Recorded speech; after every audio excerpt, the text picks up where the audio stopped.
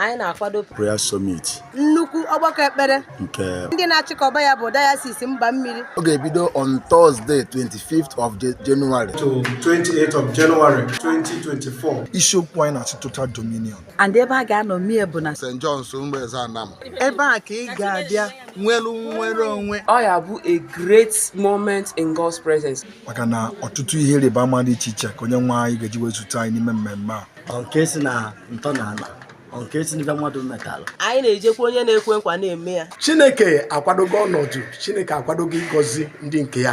Chineke ga-enye ndị mmadụ ọtụtụ mbunye elu. Chineke ga-echeta ọtụtụ ndị mmadụ. Kpọrọ ụmụaka gị, kpọrọ ikwu na ibe gị, ndị enyi gị. Apịrị aka wee rọpụta ndị ga-ekwu okwu Chukwu ma ndị ga-ekpe ekpere iji wee kpọsaa nwere onwe n'ebe ọ pụrụ iche. And I tell you, God will bless you and bless you real good. Ndị emere emenwugo a lot of testimonies ihe Chineke mere. A na-agwọ ndị ọya, a na-etute ezinụlọ eji na-agbọ. We will share together, we will pray together, we will receive from God together.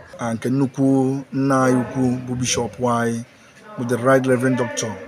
Ord Dike Nzubechukwu ga-anọ n'isi ya. Ka Chineke gọzie gị dịka ị na-abịa ọbụna dị nara ngọzi Chineke n'aha Jizọs Kraịst bụ onye nwe anyị. Amen.